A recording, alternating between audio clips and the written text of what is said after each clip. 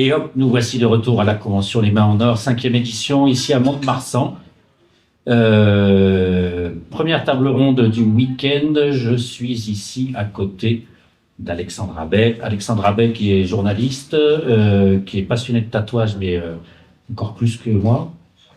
C'est facile à plus. Et qui a commis l'année dernière un ouvrage imposant, mais imposant dans tous les sens du terme, puisqu'il pèse quelques kilos. C'est un livre à ne pas lire au lit. Non, il faut un petit support de livre pour le lire au lit. Voilà, sinon on s'assomme. Donc un livre qui s'appelle Le tatouage traditionnel américain, aux éditions Cellophane, micro-édition, donc c'est toi l'éditrice. C'est ça. C'est ça. Donc, Alexandra, première question, pourquoi as-tu voulu écrire un livre sur le tatouage traditionnel américain? Parce qu'en fait, pour faire un petit récap, moi j'ai découvert le tatouage en 95 et j'ai vraiment pratiqué le tatouage quand je suis arrivée à Paris. Enfin, j'ai vraiment découvert le tatouage quand je suis arrivée à Paris et c'était la grosse mode de ce qu'on appelait le old school à l'époque. Donc le old school du trad américain, mais plus version custom culture avec les boules de billard, les flamings, etc. Et je suis vraiment tombée amoureuse de ce style-là. Donc j'ai commencé à me faire quelques tatouages old school. Et en fait, c'est vraiment en travaillant pour Tatouage Magazine et en rédigeant des articles sur le trad, les origines du trad américain, que j'ai encore plus découvert cette culture-là, occidentale. Et j'ai eu envie de partager ce que j'avais découvert avec peut-être un public moins initié en France, sachant qu'en France, à part Jérôme Pierrat qui a écrit sur les gars de la marine, il n'y a pas de livre sur le tatouage traditionnel américain. Voilà. Tatouage traditionnel américain, donc le old school, ce qu'on appelle le tatouage de marin. C'est ça. Grossièrement. Voilà. Ouais. L'affiche de la convention d'ailleurs de cette année des Mains en Or qui a été dessinée par Mani, ici présent, qui prend quelques motifs qu'on a, des motifs un peu classiques qu'il y a dans le trad américain. Oui, surtout que Mani, sa spécialité, c'est que déjà, c'est un fin connaisseur de tatouage traditionnel et donc il reprend aussi des flashs, des tatou-flash de personnages connus comme Denzel ou Sailor Jerry, etc. et des tatoueurs reconnus pour les tatouer. Voilà, donc il garde un peu la tradition. Oui, il la maintient. Puisque ça, on en parlera, on va en parler d'ailleurs, oui, puisque le traditionnel américain, on le trouve surtout dans ce qu'on appelle le flash. Alors oui, pour moi, ce tatouage-là se caractérise par ce qu'on appelle le tatou flash, parce que au début du XXe siècle, tu vas avoir un tatoueur qui s'appelle Lew Alberts. Donc son surnom est Lew Alberts. En fait, il s'appelle Albert Morton Kurzman. Et en fait, c'est un gars qui a une formation de dessinateur en tapisserie. Et il va s'intéresser au tatouage qui est dès lors un business qui devient lucratif avec l'apparition de la machine électrique. Et donc il va s'associer avec Charlie Wagner, qui est l'ancien protégé et apprenti de Samuel O'Reilly, qui invente la machine électrique en 1891. Et Charlie Wagner, en fait, va, créer en quelque sorte le premier Tattoo Supplies de New York, où il va vendre du matériel et donc il va s'associer avec Lew Alberts. Et Lew Alberts, étant donné que le business est croissant grâce à la machine électrique, en fait, il va se dire, moi, je sais dessiner, je sais bien dessiner, et donc il va proposer en fait des tattoo flash à vendre au sein de cette boutique de Tattoo Supplies. Et c'est comme ça que le tatouage américain va s'uniformiser sur les symboles, parce qu'en fait, il y a beaucoup de tatoueurs dès lors qui vont se lancer dans le métier sans savoir du tout dessiner. Par contre, reproduire un tattoo flash, c'est beaucoup plus simple. Et en fait, cette culture du tattoo flash, on la retrouve en France jusqu'au début des années, fin 90, des années 90, où certains tatoueurs vont te dire, moi j'avais mes catalogues de tatou flash.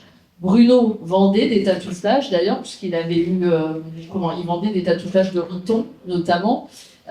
Et donc cette culture du tatou flash, elle va rester ancrée très longtemps en France aussi.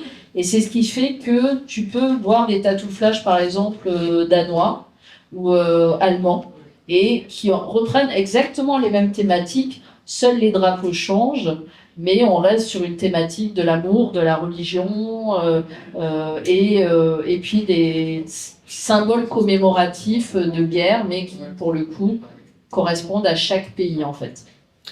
D'accord. Le tatouage traditionnel américain, pardon, il arrive comment? Alors c'est pour moi en fait dans ce bouquin-là, j'ai eu pour ambition de retracer une histoire donc de ce que j'appelle tatouage traditionnel américain, mais c'est vrai que comme le faisait justement remarquer Sacha, on peut peut-être parler plutôt de tatouage traditionnel électrique. En fait, mon ambition dans ce livre, c'est de retracer une histoire du tatouage maritime. C'est-à-dire que j'ai axé vraiment le livre sur la tradition maritime, sachant que les marins, la mortalité en mer, elle est énorme. Ce sont des soldats en mer, quoi. Et le fait de se tatouer, ça va être en quelque sorte posséder un ex-voto. Et parce que justement, il y a cette peur de naufrager, cette peur de mourir en mer, dans les océans. Au Moyen-Âge, elle va correspondre à la peur de mourir et d'avoir son corps qui va dans les enfers, puisque l'océan correspond en fait aux enfers. Et donc, ce besoin de ce tatouage religieux, déjà, il est présent dans la tradition maritime européenne. Donc, moi, mon fil rouge, c'est ça, c'est de dire qu'en fait, le traditionnel américain s'est tissé, s'est construit sur justement cette notion maritime et ce besoin de se faire tatouer, justement, ne serait-ce que par superstition, parce que être superstitieux, c'était nécessaire. Être croyant, c'était nécessaire, et pas forcément dans le sens dogmatique religieux, mais les marins avaient des superstitions, ne jamais partir un vendredi sur les océans, par exemple, pas de femmes à bord du bateau. Comme les cochons et les lapins. Voilà. Par exemple, oui, le symbole du cochon et du coq vient du fait qu'on s'imaginait que si on naufrageait, comme on emportait des fois, mais pas souvent, des denrées vivantes sur les océans, on s'imaginait que peut-être la cage du cochon ou du poulet pouvait dériver et se retrouver au même endroit que le marin, et donc ça lui faisait des denrées à manger. Donc souvent les marins se faisaient tatouer le cochon sur un pied et le coq sur l'autre pied. Mais tu dis que le tatouage, c'est par superstition, notamment, des choses comme ça. Mais pourquoi le tatouage? Mais parce qu'en fait, alors on va dire que au début, les Européens vont caboter. Donc caboter, ça veut dire qu'ils vont naviguer le long des côtes. Voilà. Cabantou et Buty, qui sont des spécialistes des traditions maritimes, expliquent qu'en fait, quand les marins cabotent, il y a beaucoup de prémontoires, il y a beaucoup d'églises visibles depuis le bateau. Depuis le bateau, et qui en fait permettent d'accoster en toute sécurité. Et donc, déjà à ce moment-là, les marins transportent des ex-voto, donc ils vont transporter des bouts de bougies bénies, des ex-voto. Et on va dire que la croix, qui est pour moi l'un des premiers tatouages, elle correspond à la fois à la peur que le corps sombre dans les océans et de ne pas bénéficier de sépulture. Et ça, c'est quelque chose qui est très important pour les marins, c'est justement d'apporter une sépulture à leurs camarades qui a sombré. Et aussi, ça l'encourage sur le bateau. Et puis, voilà, les ex-voto, ça se transporte. Un tatouage, ça se porte. Donc, et ça, c'est une tradition qui va rester très très longtemps. Et je fais aussi le parallèle avec les pèlerinages. Parce qu'il va y avoir cette fameuse période de pèlerinage à Jérusalem. Et par exemple, si tu prends les Italiens, c'est Notre-Dame de Lorette, où les gars se font tatouer pour conserver justement en souvenir de ce voyage si long et si important. Et donc, dans les bateaux qui transportent ces pèlerins, il y a aussi des marins. Et je pense que cette croix tatouée, c'est l'un vraiment des premiers tatouages de marins. Va venir ensuite des initiales, mais souvent les initiales du marin. Et donc, ils vont se faire tatouer leurs initiales. Il y a l'exemple de James Cook, où il retrouve un cadavre d'un marin sur la plage, et ils reconnaissent Thomas Hill parce qu'il a ses initiales TH tatouées sur la main. Ils retrouvent un bout de main, il y a des bouts de main, des bouts de jambes, et donc ça permet de reconnaître le corps en fait. James Cook, la transition est toute trouvée. Tatouage de marin, ça ne vient pas du coup des voyages qu'a fait James Cook et qui a ramené tous ces motifs de Polynésie. Tout à fait. Alors ce qu'il faut savoir, c'est que c'est pas James Cook qui va découvrir le tatouage en fait. On peut retrouver mention du tatouage dans des écrits. Alors les premiers écrits que j'ai trouvés, c'est vraiment Marco Polo au XIIIe siècle. On est au début de... Non, on n'est pas encore au début de l'imprimerie. L'imprimerie, ça va arriver au XVe siècle. Mais en tout cas, les aventures de Marco Polo vont marquer les esprits parce que il va aller servir le Grand Khan. Et donc, il va servir le Grand Khan et donc gagner beaucoup d'argent. Il revient en Europe après, je crois, 17 ans passés là-bas. Et donc, il va être emprisonné. Je ne sais plus dans quelle ville d'Italie, mais il est emprisonné. Il fait la connaissance d'un prisonnier qui va retranscrire ses aventures et ses histoires, en fait. Et lui décrit déjà les tatouages des Asiatiques qu'il rencontre là-bas. Donc, James Cook ne découvre pas les tatouages. En fait, ce qui va marquer l'épopée de Cook, c'est le fait qu'il nomme le mot tato, T-A-T-O-W en anglais, qui en fait est une retranscription de tato, donc le mot polynésien. Et en fait, on va dire qu'il nomme cette pratique et que ce qui va changer, c'est qu'il reste tellement longtemps en expédition dans les îles polynésiennes qu'en fait, ces marins vont se faire tatouer de manière traditionnelle. Mais bizarrement, ils vont pas se faire un tatouage traditionnel polynésien. En fait, ils vont choisir une étoile noire et chacun va se faire tatouer cette étoile noire en souvenir, de manière traditionnelle, mais pour garder un souvenir de ce voyage. Et je trouve que cette histoire de souvenir de voyage, c'est peut-être ça qui marque la modernisation du tatouage. C'est-à-dire que autant les marins qui avaient une croix, des initiales, ça restait des choses très personnelles. Des marins qui vont, de manière collective, se faire tatouer un souvenir d'une expédition, pour le coup, là, on est dans un autre chapitre du tatouage. C'est incroyable, ça, quand même, cette histoire de James Cook. Ah oui, c'est incroyable. Je pense que c'est James Cook qui a amené le tatouage.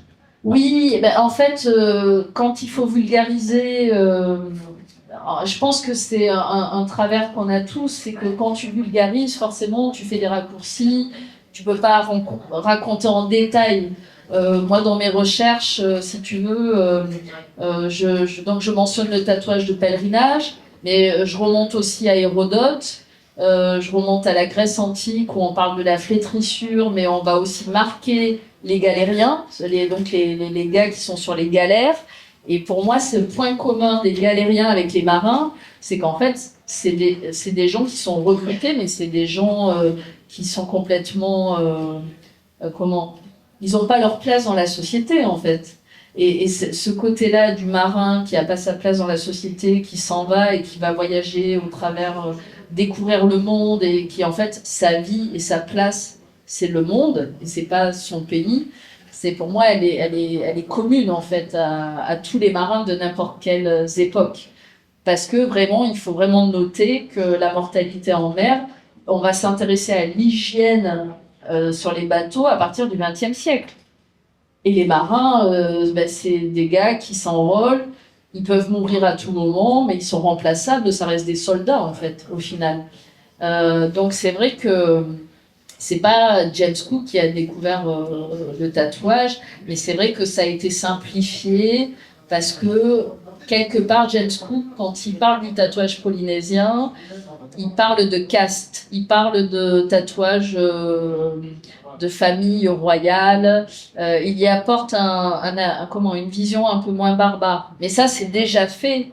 Thomas Harriot, qui va aller découvrir les Algonquins, qui sont des Indiens, ce qu'on appelle l'État de Virginie. Déjà, il parle de cet aspect d'autorité, du tatouage de l'autorité, du tatouage de la famille noble, en fait.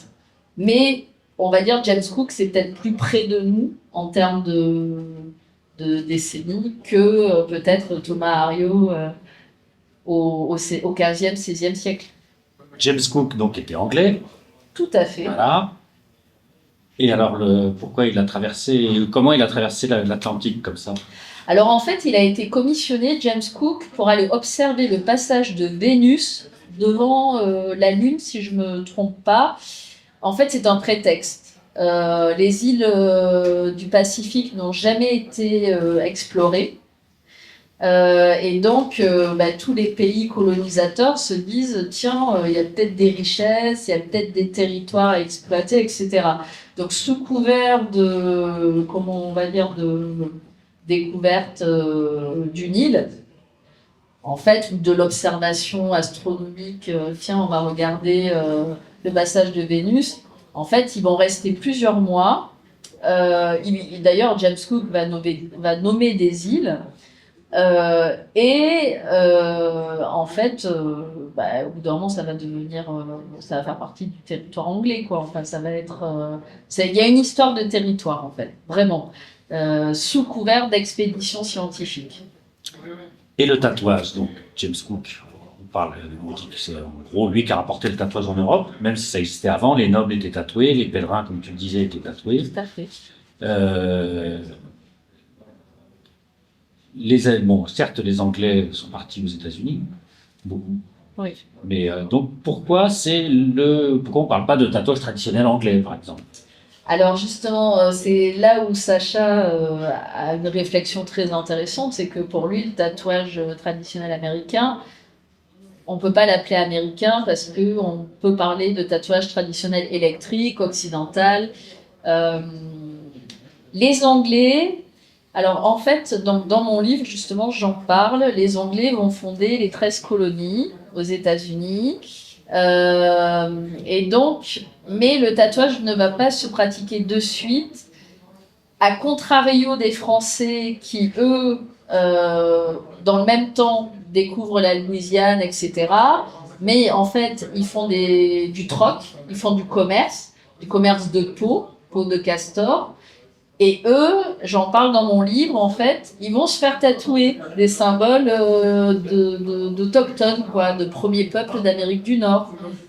Et ils vont avoir un lien comme ça, des échanges qui vont très bien se dérouler avec ces peuples d'Amérique du Nord. Donc il y a les coureurs de bois, qu'on appelle...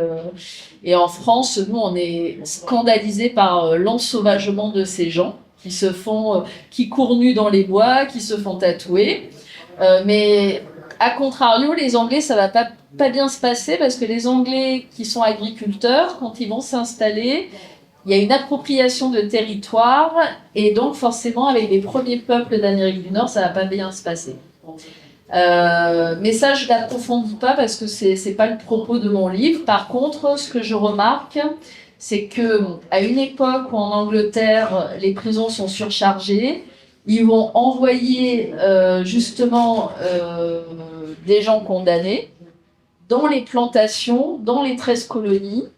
Et ces gens qui vont aller dans les 13 colonies, qui sont des esclaves, ils ont des contrats de 7 à 14 ans. Et en fait, ils ont une vie atroce. Ils sont encore moins bien traités que les esclaves noirs qui sont déjà en place. Et ils bossent dans les plantations, etc. Et parmi ces mecs, il y en a beaucoup qui vont se lancer dans des carrières maritimes. C'est-à-dire qu'en fait, tu as des bateaux, ce qu'on appelle des prison hulls, qui en fait vont transporter ces prisonniers. Et les mecs, à peine arrivés à quai, ils se barrent dans un autre bateau, ils s'échappent pour se faire embaucher comme marins. Et ça, c'est assez drôle parce que ce sont les débuts de ce qu'on appelle de la marque, un peu comme l'anthropologie criminelle. Ce sont les débuts de l'identification par le tatouage. Et tu as plein d'annonces dans les journaux américains où, en fait, on peut savoir quel genre de tatouage il portait parce que, en fait, c'est les propriétaires des plantations qui vont dire recherche tel gars, marin, allure de marin, tatouage, initial. Et en fait, c'est drôle parce que c'est 1700 et quelques, hein, c'est entre 1700 et quelques et 1800. Et c'est les premières traces concrètes de tatouage sur les marins. Mais les Anglais, déjà, pratiquent le marquage des déserteurs. Et au départ, ils le font à la brûlure. Donc, et j'ai mis des photos et ils brûlent. Donc souvent, tu as le dé de déserteur sur le torse ou sur la main. Et après, ils vont passer au tatouage. Ils ont un matériel spécial qui tatoue. Sauf que ce qui est assez drôle, c'est que les gars détournent le dé en une autre lettre pour pas que ça se voit. Mais c'est vraiment toute cette population-là qui va en fait, qui est censée travailler dans les plantations, qui va s'échapper, s'engager comme marin. En fait, devenir marin, c'était pas compliqué. Tu t'engageais et les mecs les plus doués arrivaient à monter les échelons et plus t'étais un marin doué et forcément plus t'étais bien payé, demandé. Et c'est là où en fait il y a eu cette association de signes de marins expérimentés, notamment avec les fameuses hirondelles sur le torse. Première hirondelle 500 miles, deuxième hirondelle 1000 miles. Voilà, et ça, petit à petit, ça va devenir un signe de reconnaissance. Et en fait, cette pratique-là, en Angleterre, elle va elle va être plus médiatisée sur l'aspect aristocratique parce que tu as Donald Sutherland, MacDonald Sutherland, mais eux, alors, il y a vraiment une influence japonisante. C'est-à-dire que les officiers anglais vont être en stationnement à Yoshima, Yukoshima, je sais plus, enfin un port au Japon, où d'ailleurs tatoue Orishino. D'accord. Et donc ils vont ramener comme ça des dragons, alors que les Japonais n'ont plus le droit de tatouer leurs congénères. Ils continuent de tatouer, ils tatouent les marins de passage. Et donc, ils tatouent à la fois leur motif, donc le dragon, mais ils vont aussi bizarrement tatouer des motifs traditionnels américains sur des officiers. Mais en tout cas, au niveau des Anglais, ce côté japonais va vraiment prendre. Et Sutherland, typiquement, quand tu regardes ses tatouages, c'est beaucoup de tatouages floraux. Et donc, ils ont cette fine ligne que n'a pas le tatouage américain. Et cette mode du tatouage japonisante et aristocratique, elle est vraiment localisée en Angleterre, alors qu'elle ne prend pas aux États-Unis. Aux États-Unis, les tatoueurs, c'est Samuel O'Reilly, c'est Charlie Wagner, et puis quand tu lis la presse, clairement, ils disent le tatouage américain, ça reste du tatouage de marin, quoi. C'est pas raffiné comme le tatouage japonais, quoi, ou comme le tatouage anglais. Alors c'est amusant parce que dans les années 80, le tatouage anglais était devenu, à base de grosses lignes, quelque chose d'assez rustique, on va dire. On peut dire rustique. Et c'est là où les Français, eux, se sont mis à faire de la fine line. Ouais, pour se démarquer des tatoueurs du tatouage qui se faisait en Angleterre. D'accord. Je pense que le tatouage anglais, il y a un moment, à part cette mode aristocratique avec Burchett, Sutherland, mais c'est le tatoueur des rois, voilà, il y a toute l'aristocratie qui se fait tatouer. Le japonisme marche aussi aux États-Unis et les gens qui ont de l'argent aux États-Unis, qui sont aisés, se font aussi ce type de motifs. Mais les ouvriers de base, les marins, eux, ils se font vraiment tatouer du trad américain, grosse ligne à plat, etc. Mais en Angleterre, j'ai l'impression que quand même, il y a une résurgence avec peut-être justement la culture punk, de peut-être un tatouage moins sophistiqué, plus ouvrier, plus populaire. Mais là, je suis pas spécialiste du domaine, donc je l'affirmerai pas. Très traditionnel anglais. Cet ouvrage, donc, combien de temps tu as travaillé dessus? Alors en fait, j'ai commencé cet ouvrage, je crois que j'ai mis 3 ans à peu près, 3 années. Alors j'ai pas fait les choses dans l'ordre, j'avais d'abord fait un Ulule pour avoir de l'argent. Ça m'a quand même aidé à acheter toutes les photos qui sont présentes dans ce livre. Donc ça a été bien quand même de faire cet Ulule.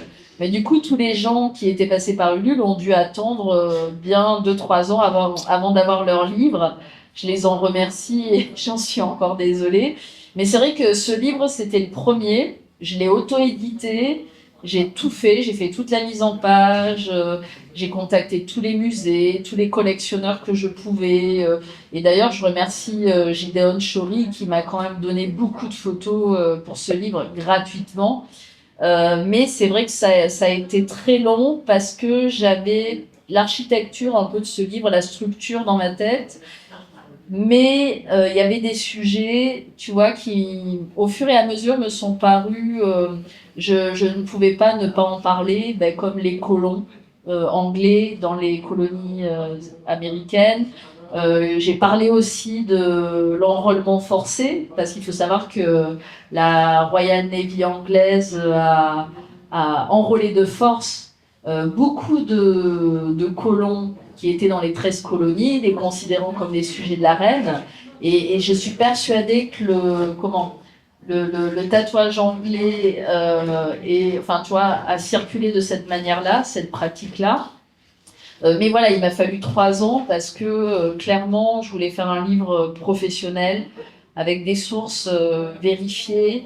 Et donc, ça a impliqué de lire des livres sur le sujet, les meilleurs livres sur le sujet, les spécialistes du sujet, et donc de savoir utiliser ces informations-là pour mon angle de sur le tatouage, mais sans non plus m'apesantir, parce qu'en fait, les gens, je pense qu'ils s'en foutent de savoir comment la Révolution américaine est arrivée, quoi. Enfin, en termes de tatouage. Mais elle a quand même son importance dans l'histoire du tatouage, enfin, puisque les Américains sont devenus Américains grâce à la Révolution. Voilà. Mais oui, ça m'a pris 3 ans. Et après, j'ai une correctrice qui a tout relu. Il y a pas longtemps, j'ai eu ma première critique universitaire par un sociologue, un enseignant chercheur qui s'appelle Stéphane Eas, qui fait la revue L'Apologie. Et la critique était plutôt sympathique. Il a réussi à cerner certains angles du livre que j'avais envie de mettre en avant, notamment cette similarité entre le marin et l'autochtone, qui me semblait importante. Il y a des photos, beaucoup de photos inédites dans cet ouvrage. Oui, quand même, quelques-unes. On peut encore en trouver. Je suis sûre que j'aurais pu en trouver plus, mais c'est vrai que certains collectionneurs ont déjà leur propre projet de livre. Donc quand je les ai contactés, ils m'ont dit non. Pas partager. Voilà, ils voulaient pas partager, ils avaient leur propre livre à préparer. Mais j'ai vraiment essayé de mettre le plus de photos inédites que je pouvais, et surtout le plus de coupures de presse, c'est-à-dire que j'ai mis énormément de coupures de presse. Par exemple, quand Cabri va s'exhiber en France pour la première fois contre de l'argent, on va dire que c'est le premier freak tatoué à s'exhiber et contre de l'argent à son propre compte et en France. J'ai retrouvé beaucoup de coupures de presse qui en parlent, parlent de son arrivée à Calais, de ses tournées, etc. Et à chaque fois, j'ai vraiment essayé d'alimenter mon livre avec un maximum de coupures de presse sur les personnages que je présente. Par exemple, Constant Élu. C'est assez drôle. Il y a une coupure de presse où on raconte comment il s'est fait. Il a failli se faire racketter par quelques gars dans la rue. Mais comme c'est un grand costaud impressionnant. Et tatoué, et il s'est pas laissé faire. Mais on explique qu'en gros, son goût du bling-bling a fait que il a failli se faire agresser dans les rues des États-Unis, quoi. Et ça, je trouve que c'est hyper intéressant. Il y a une autre coupure de presse qui est assez inédite et que j'ai trouvée dans un journal français qui parle de Charlie Wagner, qui en fait traverse un parc. Il rencontre une jeune fille qui s'est endormie sur un banc. Donc il veut la draguer. Bon bref, il lui dessine un cœur sur le bras et la jeune fille se réveille affolée avec ce cœur. Et donc elle va voir un policier et en fait Wagner dit ah non c'est moi. Et donc c'est marrant parce que c'est drôle de retrouver une coupure de presse qui parle de Charlie Wagner dans la presse française et notamment pour ce fait-là quoi. Donc voilà. Il y a un chapitre dans ton livre justement sur les frics, tu l'as abordé avec un petit peu. Les frics, en fait, les tatoués ne sont plus des frics aujourd'hui. Alors, je pense qu'on a quand même repoussé beaucoup de limites en termes de modification corporelle et je pense qu'il y a toujours des freaks. Alors peut-être pas Freaky Woody, il est devenu un peu plus classique, on va dire, si je peux me permettre. Mais si tu prends l'Alien, par exemple, de Montpellier, là on est à un degré de modif corporel quand même high level, où bon, il s'est fait retirer des doigts, il s'est fait couper les oreilles, le nez, etc. Pour moi, ça reste un freak dans le sens où, par rapport à la société normale, il dénote, voilà. Mais après, est-ce qu'il a envie ou pas, j'en sais rien. Mais les frics, en fait, c'était quoi? Tu peux en parler un petit peu? Alors en fait, c'est vraiment Barnum qui va. Alors je sais pas s'il y a une influence avec l'histoire de Cabri. Moi, je reste un peu persuadée que l'histoire de Cabri, sa notoriété et le fait qu'il se soit exhibé, son rôle à jouer là-dedans. Parce que Cabri, je crois que c'est 1817 qu'il arrive à Calais. Et il y a un autre gars qui s'appelle O'Connell, et qui lui, pour le coup, est peut-être un marin échappé des colonies, qui s'est fait tatouer et qui, donc, Barnum va exhiber dès 1842 comme étant le tatoué. Connell, il a une gigue irlandaise, il est irlandais, donc il fait sa gigue, ça fait partie du spectacle.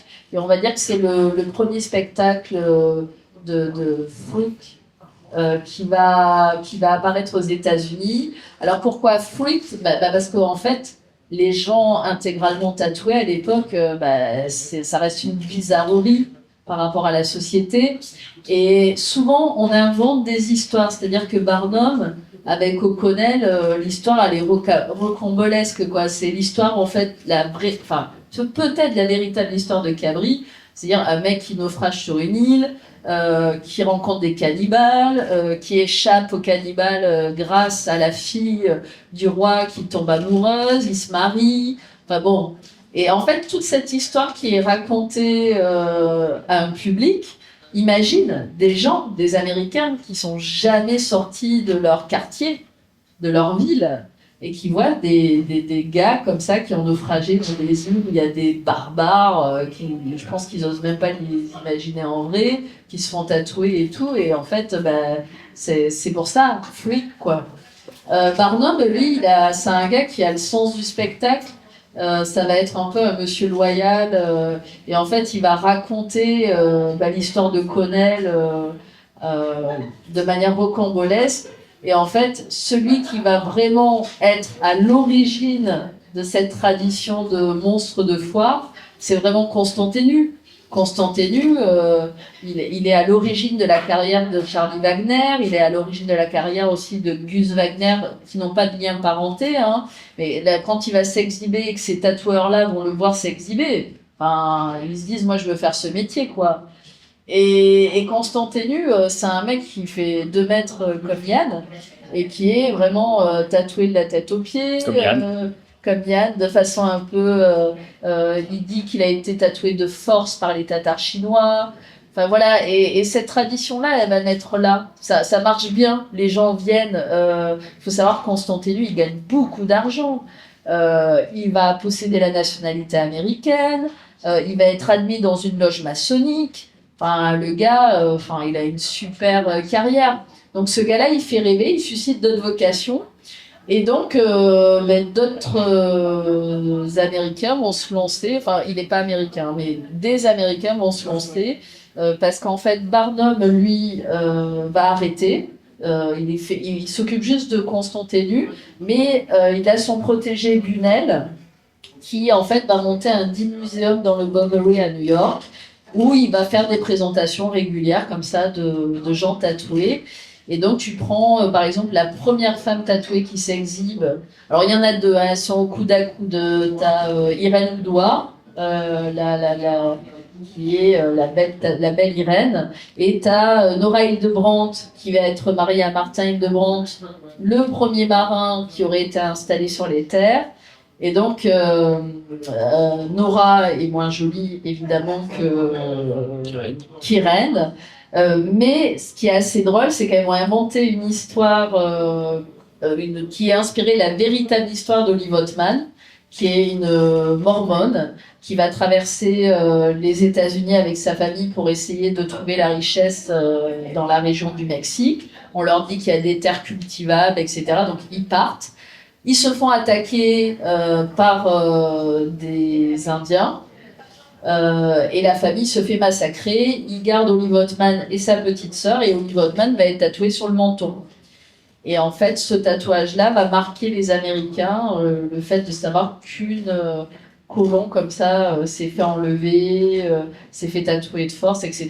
Et donc, quand tu prends l'histoire de Nora Hildebrandt, qui est racontée au public, elle est très similaire à cette histoire d'Olive Ottman.